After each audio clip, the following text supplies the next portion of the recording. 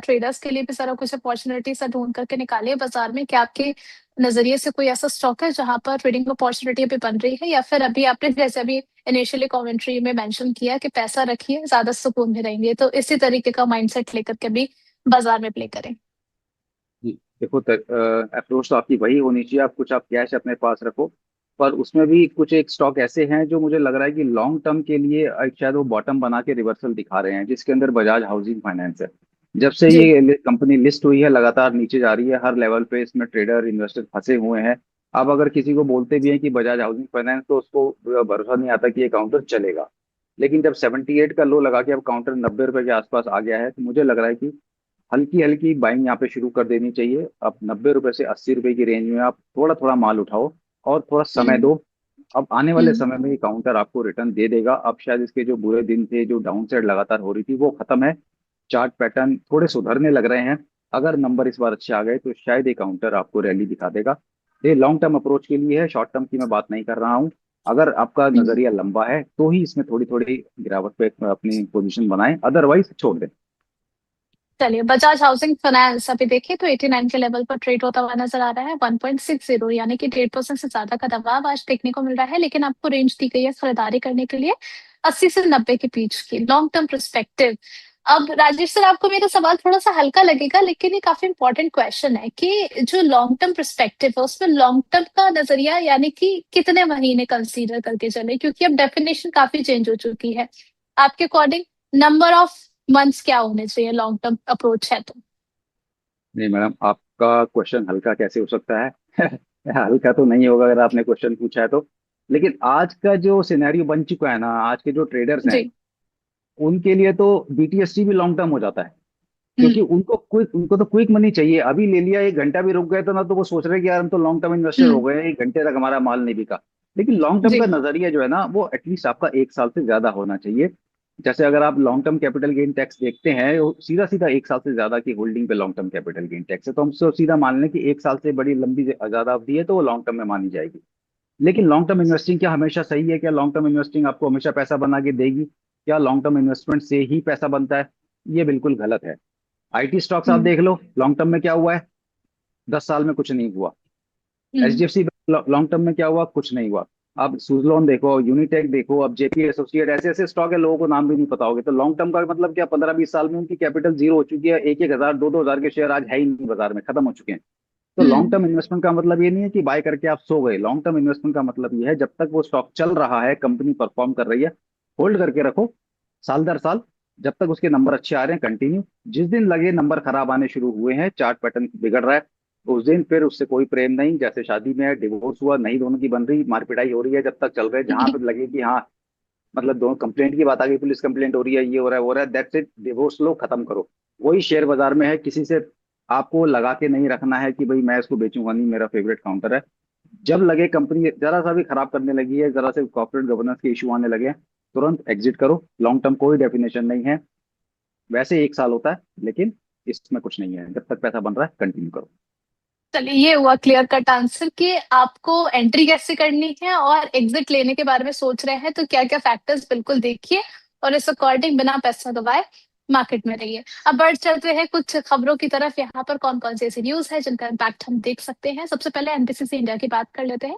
NBCC को असम और उड़ीसा में एक नया प्रोजेक्ट मिला है। कंपनी ने 132.28 करोड़ का कंस्ट्रक्शन ऑर्डर जीते हैं, यानी कि इनकी बिडिंग में इनको एक अच्छा खासा ऑर्डर मिला है। एनबीसीसी इंडिया को लेकर के सर आपकी राय क्या रहेगी?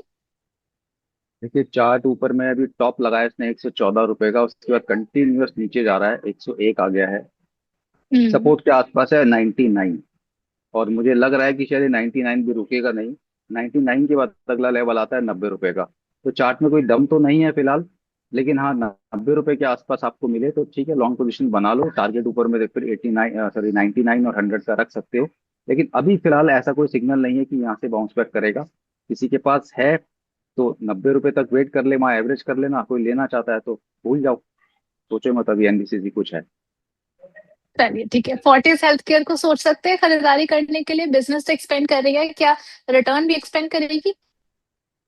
देखिए, अगर 40 हम मान रहे हैं कि रिटर्न इसके अच्छे होंगे, बिजनेस एक्सपेंशन होगा, तो कहीं ना कहीं लोग ज्यादा बीमार पड़ेंगे, तभी इनका मुनाफा होगा। हम नहीं चाहते कि ऐसा हो।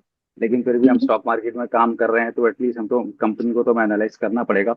देखिए ऊपर में 1010, जब तक काउंटर 1010 के ऊपर नहीं सस्टेन करेगा, क्लोज देगा, तब तक अभी कोई उम्मीद नहीं है। रेंज में रहेगा 1010 और नीचे में 930, इस रेंज में ट्रेड कर रहा है। जब तक इस रेंज में है कुछ कुछ मत करो। लोअर लेवल पे आपको 930 से 900 के रेंज में मिले तो आप बाय कर सकते हो, या फिर 110 हम्म। के ऊपर क्लोज करेगा तो आप बाय कर सकते हो 930 के स्टॉप लॉस के साथ। अदरवाइज अभी रेंज में है, अभी अवॉइड कर दो। हम्म। अभी अवॉइड करें, चलिए ठीक है। इसके अलावा गोदरेज कंज्यूमर की बात कर लेते हैं, तो क्वार्टर 1 में स्ट्रॉन्ग ग्रोथ के इंडिकेशन यहाँ पर मिलते हुए नजर आ रहे हैं। कंपनी ने हाई टीन्स रेवेन्यू ग्रोथ का गाइडेंस दिया है। डोमेस्टिक और इंटरनेशनल डिमांड से बिजनेस को सपोर्ट मिलता हुआ नजर आया है। गोदरेज कंज्यूमर प्रोडक्ट्स आज 2% के अपसाइड के साथ में ऑलमोस्ट 1097 के लेवल पर ट्रेड हो रहा है। क्या अप्रोच होनी चाहिए इससे गोदरेज को लेकर? देखिए 1120 का रेजिस्टेंस है और चार्ट हम्म। सेटअप पॉजिटिव है, ट्रेंड रिवर्स हो चुका है। 1050, किसी भी डिक्लाइन में 1050 तक भी आपको मिलता है तो बाई कीजिए। स्टॉप लॉस लगाएंगे 1000 के नीचे का, और टारगेट ऊपर में रहेंगे 1150, और उसके बाद फिर आगे के चार्ट सेटअप पॉजिटिव है। किसी भी डिक्लाइन पे बाय करते हैं तो अच्छा सेटअप है, घबराने की जरूरत नहीं है। डिक्लाइन पे लेंगे तो बढ़िया है। ठीक है, यहाँ पर व्यूअर्स से कुछ सवाल भी साथ साथ लेते हुए चलते हैं, क्योंकि अब शुरुआत में हमने बोल दिया था कि देखिए आपके ढेर सारे सवाल के जवाब आपको शो के दौरान मिलते रहेंगे।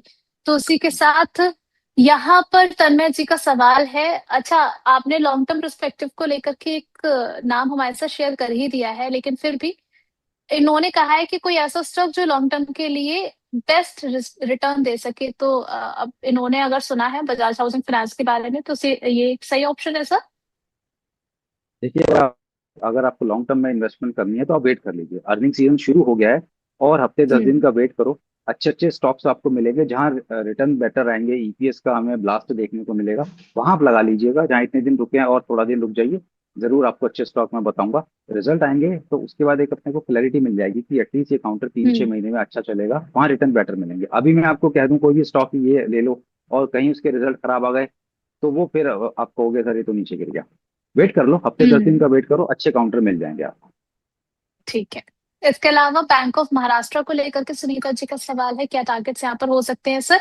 अभी इनके बिजनेस अपडेट्स पे निकल कर के आए हैं, तो अगर वहां से भी इंडिकेशन देखिए तो कुल ओवरऑल बिजनेस में भी 19% का ग्रोथ है। एडवांस में भी अगर हम बात करें 27% का ग्रोथ है। क्या किया जाए बैंक ऑफ महाराष्ट्र में? देखिए बैंक ऑफ महाराष्ट्र ने एक्चुअली में एक सेल सिग्नल दे दिया है। अगर किसी के पास है तो आप एक बार बुक कर लो। नीचे में काउंटर आपको वापस में शायद 83-82 तक दिख सकता है। अभी सेल सिग्नल जनरेट हुआ है, अब तो वेट करेंगे अब ये फ्रेश एंट्री के लिए। ऊपर में अगर एक बार 95 निकलेगा तब हम 100 तक की इसमें वेट करेंगे। और अगर किसी को लॉन्ग टर्म के नजरिए से इसको ऐड करना है तो उस काउंटर को अगर 80 से 77 ये रेंज आती है तो वहां पे आप लॉन्ग बनाइए। अभी किसी के पास है और वो प्रॉफिट में है तो बुक जरूर कर लो, चाहे पार्शल करो लेकिन एक बार बुक करो। ठीक है। अगला सवाल यहाँ पर शक्ति पंप को लेकर क्या है? दिलीप कुमार जी का नजरिया इसको लेकर के शॉर्ट टर्म का है। क्या टारगेट्स यहाँ पर रहेंगे सर? क्या करंट लेवल से बाय कर सकते हैं शक्ति पंप को? इनको महाराष्ट्र से एक अच्छा खासा ऑर्डर भी मिला है हाल फिलहाल में ही। क्या किया जाए? जी, शक्ति बम चार्ट पॉजिटिव है। आज गैप अप हुआ है पर हायर लेवल पे सस्टेन नहीं हुआ। 621.90 का हाई लगा करके अभी काउंटर करीब 604 रुपए के आसपास चल रहा है। आप इसको होल्ड करके रखिए। 565 का स्टॉप लॉस लगाइए, ऊपर में टारगेट आपके बनेंगे 675 के। हम्म। ठीक है।